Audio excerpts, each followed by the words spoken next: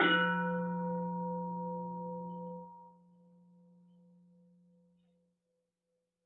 Amida Namo Amida Namo Amida Namanda Namanda Namanda Namanda Namanda Namanda.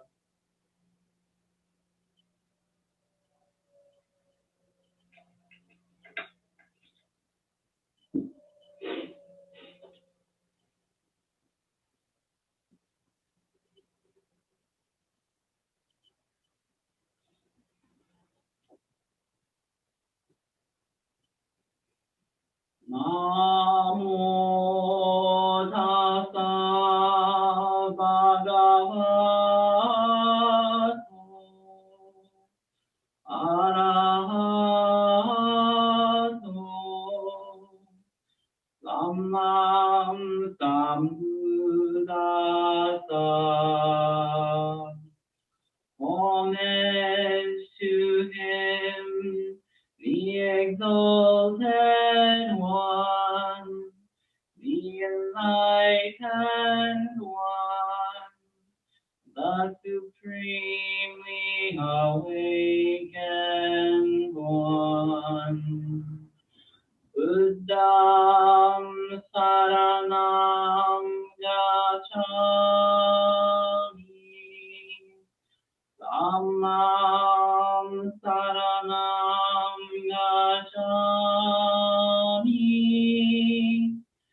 Sangham saranam gacchami. I go to the Buddha for guidance. I go to the Dharma for guidance. I go to the Sangha for guidance. Namo Kye Butsu. Namo Kye Ho. Namo Kye So.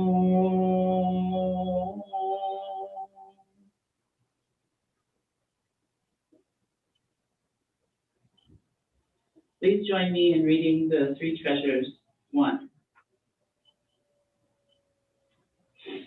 Hard is it to be born into human life. Now we are living it. Difficult is it to hear the teaching of the Blessed One. Now we hear it.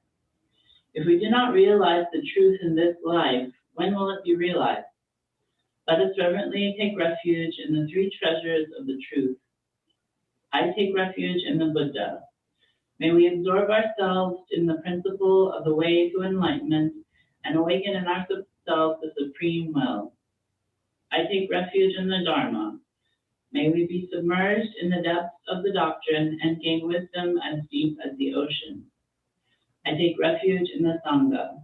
May we live in harmony in the great assembly as disciples of Buddha and be freed from all hindrances, becoming units of true accord in the life of harmony and a spirit of universal oneness, freed from the bondage of selfishness. Even through myriad ages of kalpas, hard is it to hear such an excellent, profound, and wonderful doctrine. Now we are able to hear and receive it. Let us thoroughly understand the true meaning of Tathagata's teaching. Namo Amida Butsu. Namo Amida Butsu. Namo Amida Butsu.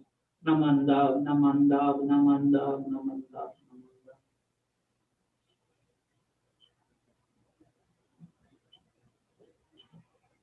Now, please join me in chanting Juseige.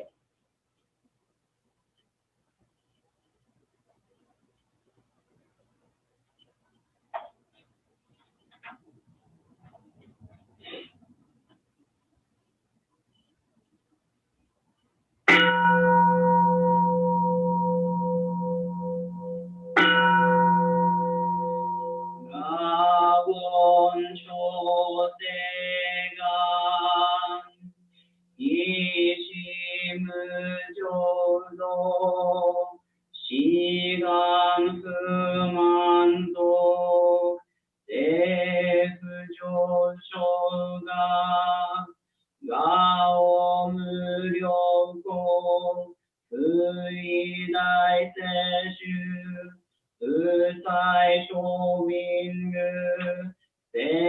不上昇が餓死上運動尿症症事法不況未消門政府上昇が利欲人少年上映主言業無視類無浄土一生天人死人力現代公不償無態度症状三苦行交際集約難回避知恵言熱し根門案閉塞小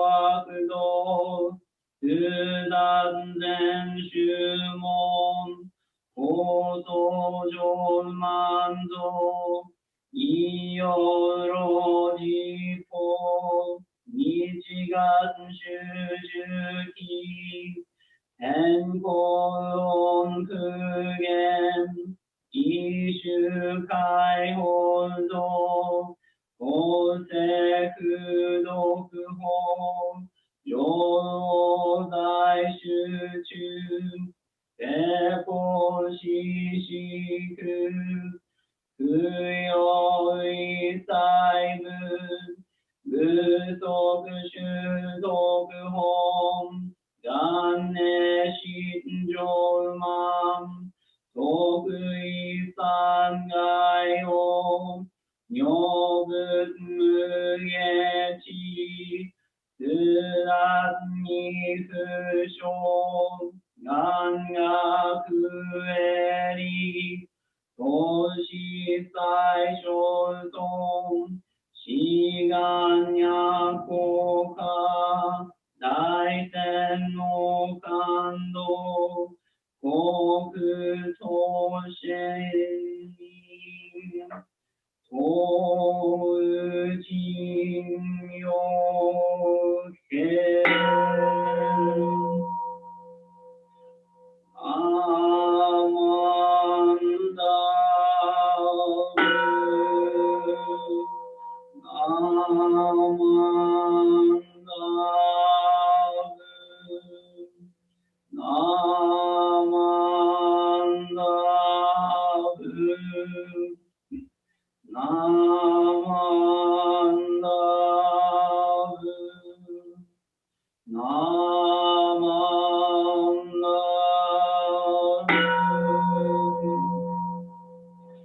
願にしく徳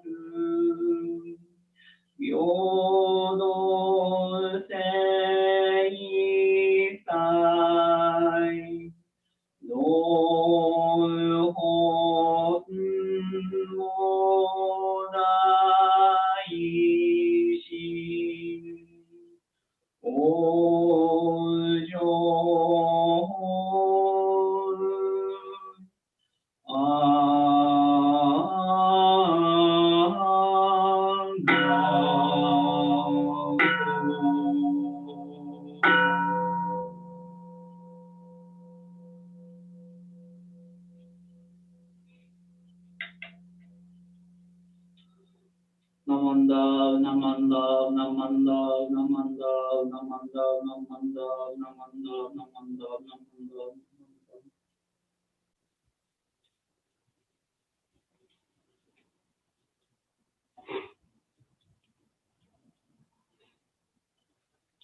Thank you for joining us for today's Dharma message and family service.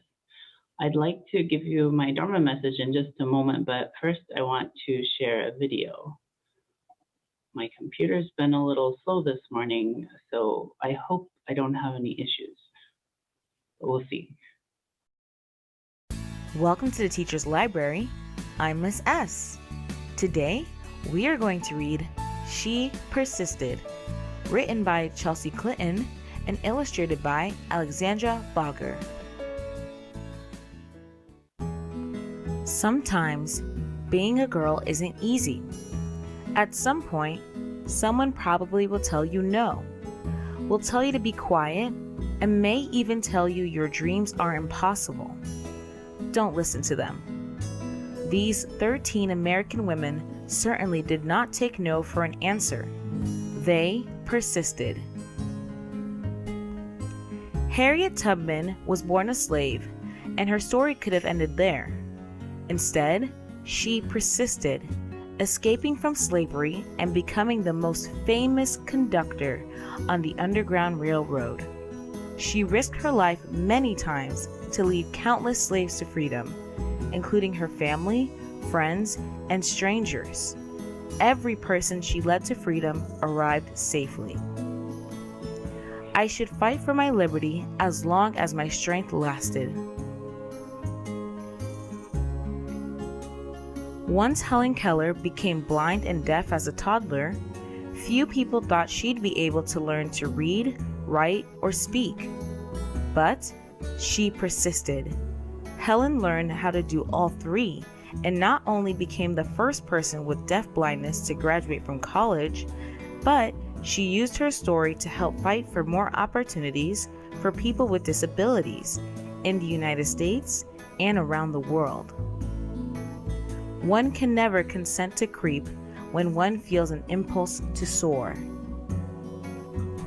After her family fled poverty and the threat of violence in Ukraine for a new home in New York City, Clara Lemlich got a job working at a garment factory. She wrote that the factory's conditions made women into machines, and so she persisted, organizing picket lines and strikes that ultimately helped win better pay, shorter hours, and safer working conditions for thousands of workers, both women and men. I am one of those who suffers from the abuses described here, and I move that we go on a general strike. Nellie Bly became a reporter in part because a male writer had said that working women were a monstrosity, and she wanted to prove that women could do anything. At times, putting her safety at risk, she persisted throughout her career in exposing real monstrosities, pretending to be a sweatshop worker and a patient in a mental hospital to show how badly people were being treated. I have never written a word that did not come from my heart, and I never shall. Inspired from an early age by her brother's childhood illnesses, Virginia Apgar was determined to be a doctor, long before many girls had such dreams. Even though she qualified to be a surgeon, the male head surgeon at her hospital discouraged her because she was a woman. Nevertheless, she persisted, becoming an anesthesiologist and creating the Apgar score to test a newborn baby's health, which hospitals all over the world still use today. Nobody but nobody is going to stop breathing on me. After Maria Telchi's family moved to California, partly to support Maria's dreams of becoming a dancer, she was teased by students in her school for her Native American heritage, and later was encouraged to change her last name to sound something Russian, since many professional dancers at the time were from Russia. She persisted, ignoring all the taunting and poor advice, to become the first great American prima ballerina. It never occurred to me to say, "It hurts to do that." As a 15-year-old riding a bus home from school in Montgomery, Alabama, Claudette Colvin was expected to give her seat to a white woman just because she was African American. In her refusal to get up, she persisted in taking a stand for what's right, helping to inspire Rosa Parks to make the same choice 9 months later, an act many point to as starting the modern civil rights movement. I knew then, and I know now, that when it comes to justice, there is no easy way to get it. You can't sugarcoat it. You have to take a stand and say, "This is not right." When Ruby Bridges was in kindergarten, many schools across America, particularly in the South, still refused African American students their equal rights to an education. Ruby wouldn't be treated like a second-class student, and she persisted, walking for weeks past angry, hateful protesters to integrate an all-white elementary school in New Orleans. That fateful walk to school began a journey, and we all must work together to continue moving forward. As the first woman to serve as both a U.S. representative and a U.S. senator, Margaret Chase Smith could have let that fact alone be her legacy. Instead, she persisted in championing women's rights and more opportunities for women in the military, standing up for free speech and supporting space exploration. The head of NASA once noted that we wouldn't have put a man on the moon without Margaret. The right way is not always the popular and easy way. Standing for right when it is unpopular is a true test of moral character. Sally Ride always believed women could succeed in any math or science career. Although not everyone agreed, she persisted, and she became the first American woman in space. But that wasn't enough for Sally.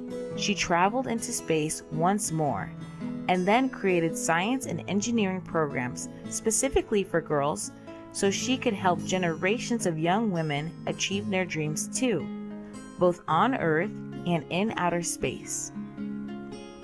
Young girls need to see role models in whatever careers they may choose, just so they can picture themselves doing those jobs someday. You can't be what you can't see. When as a kid, Florence Griffith Joyner visited her father in the Mojave Desert, he would urge her to run faster and faster, to run as fast as a jackrabbit. Even when she had to leave college to help support her family, she persisted in her training on the track, then went back to school and got faster and faster. Her unbroken world records in the 100-meter and 200-meter sprints set at the 1988 Summer Olympics mean she is still the fastest woman ever. When anyone tells me I can't do anything, I'm just not listening anymore. Oprah Winfrey's grandmother expected Oprah to follow in her footsteps and become a maid. Oprah knew, even as a little girl, that her dreams would take her somewhere else. She persisted in turning those dreams into her reality and became a media superstar, working in movies, books, magazines, theater, and most of all, television, where The Oprah Winfrey Show remains the highest rated talk show of all time. The biggest adventure you can ever take is to live the life of your dreams.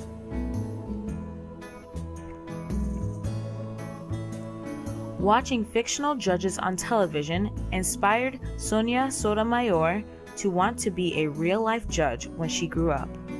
She knew she'd have to speak English as well as she spoke Spanish, study hard in school, and manage her diabetes before she could one day wear a judge's robe with a gavel in hand. She persisted, eventually becoming a Supreme Court justice and the first ever Latina to sit on America's highest court. I have never had to face anything that could overwhelm the native optimism and the stubborn perseverance I was blessed with. So, if anyone ever tells you no, if anyone ever says your voice isn't important, or your dreams are too big, remember these women. They persisted, and so should you. The end. I hope you enjoyed the video that I got to share with you today. So this month in the United States is Women's History Month, and that's why I chose to share the video with you, to celebrate the lives and achievements of some important women in U.S. history. And now I'd like to talk a bit about a couple of women in Buddhist stories. that follows the idea of Women's History Month. And so these stories follow the theme of She Persisted and the importance of persistence and courage in Buddhism. Please join me in Kansho. Shakyamuni and Amida are our father and our mother, full of love and compassion for us, guiding us through various skillful means that bring us to awaken the Supreme Shinjin. Namo Amida Butsu, Namo Amida Butsu, Namo Amida Butsu, Naman Love, Naman Love, Naman Love, Naman Love. In our tradition, our founder Shinran Shonin sometimes likens Buddha's loving compassion for us, to that of a mother for her child. And so I'd like to share my first Buddhist story about the love of a mother for her child, which is the parable of Kisa Gotami. Kisa Gotami was the wife of a wealthy man in Savatthi, a large city in ancient India. The parable about how she encounters death is a famous one in many Buddhisms. After losing her only child, Kisa Gotami became desperate and asked if anyone could help her. Her sorrow was so great that many thought she was losing her mind. An old man told her to go see the Buddha for help.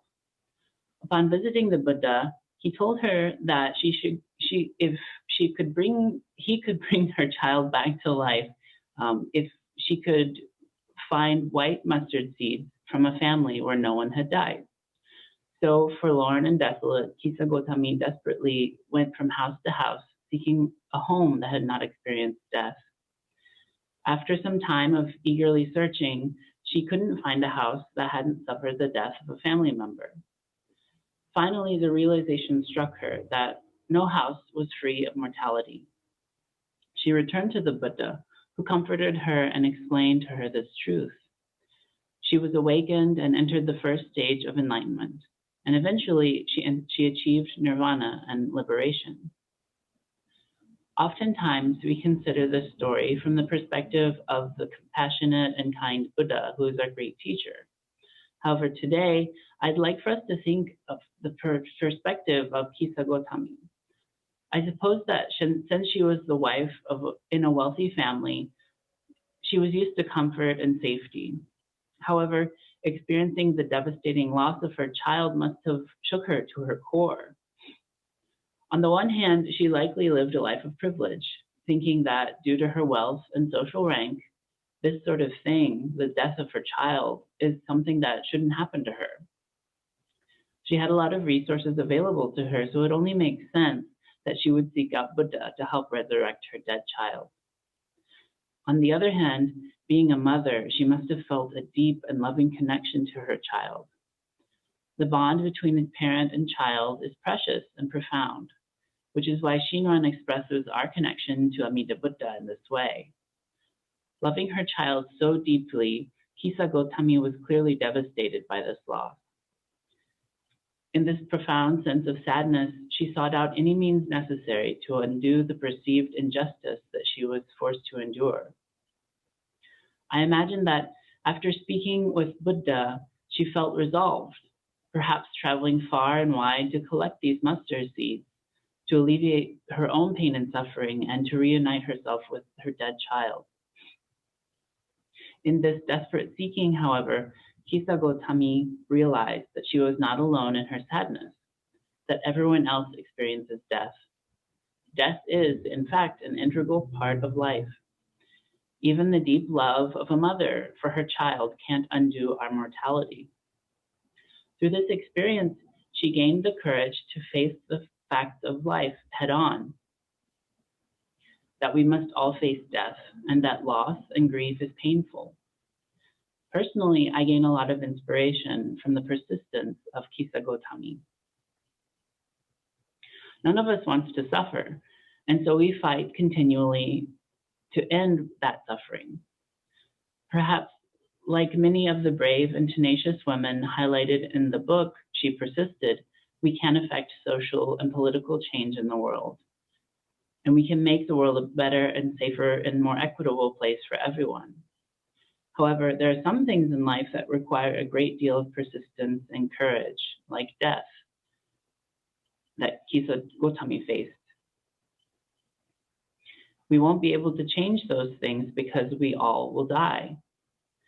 I believe that this bravery and acceptance is an important part of our teachings, and we can look to the woman Kisa Gotami as an inspiration for those values as we seek to pursue the Buddhist virtue of right action.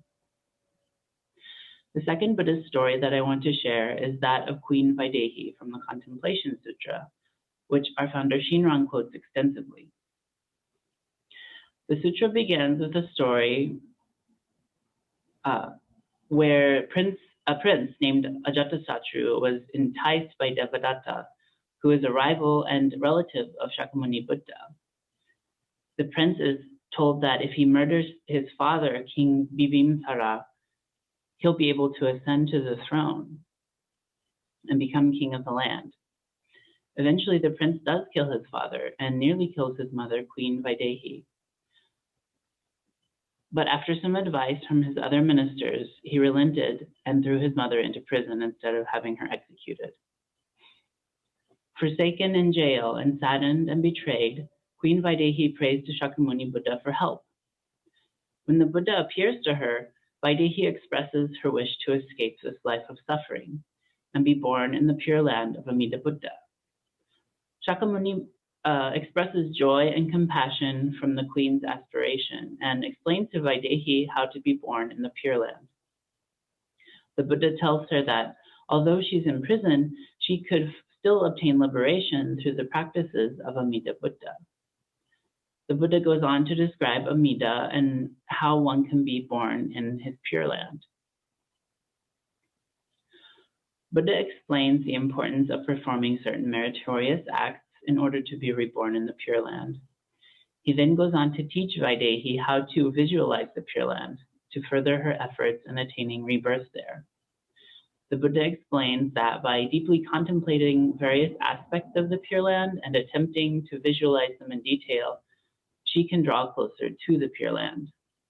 In effect, through Vaidehi's perseverance and courage in spite of her circumstances, she's still able to achieve spiritual liberation. The sutra ends with a short section describing the benefits gained by those who listen to the words of the Buddha. Vaidehi experiences great awakening, and through her enlightenment, her friends and retainers also awaken aspiration for the highest enlightenment. Shakyamuni Buddha then extols all beings to practice these contemplations on Amida Buddha in order to attain enlightenment and escape from suffering. If we read the sutra more closely from the perspective of Queen Vaidehi, we learn how profoundly her son's betrayal hurts her. And we also learn of the agonizing death that the king Bibimsara, her husband, endures and how that affects her. For a long time, the king is starved in prison, and Vaidehi risks her own life by bringing him food and water while he's incarcerated. She's forced to see her husband slowly wither away, while her son has betrayed them both in his quest for power. Yet, through all this, the queen still shows love for her dying husband and for her son. In her heart, she must have felt that the world was crumbling around her, which became the driving force for her quest for enlightenment. Oftentimes, when we hear this story, much like the parable of Kisa Gotami, the emphasis is on the Buddha's compassionate teaching to save beings who are suffering. Vaidehi, however, if we look at the story from her perspective, we see a woman who faces tremendous hardship with courage and tenacity. She still loves her broken family and struggles to hold together a life that's been shattered. And through her persistence, she's able to attain enlightenment and transcend this world of suffering. These two women exhibit a great deal of courage and tenacity in a world that's very difficult for them. I'd like to conclude my Dharma message here today with this thought, that if we look around and notice the efforts of others, we can gain inspiration from the struggles they face and the persistence that they exhibit. In the United States, we celebrate diversity and the achievements of many kinds of people. This month, we celebrate the history of achievements of women in the United States. As we hear the stories of courageous women, I hope we can all be inspired to make space in our communities for more women to achieve great things in our nation and in our society. Additionally, if we look into the history of our own tradition as Buddhists and our teachings, I hope that we can reaffirm this desire to make space for women in our hearts and our minds as we all walk together the path towards supreme liberation. Please join me in Kansho. Namo Amida Butsu, Namo Amida Butsu, Namo Amida Butsu, Namanda, Namanda, Namanda, Namanda.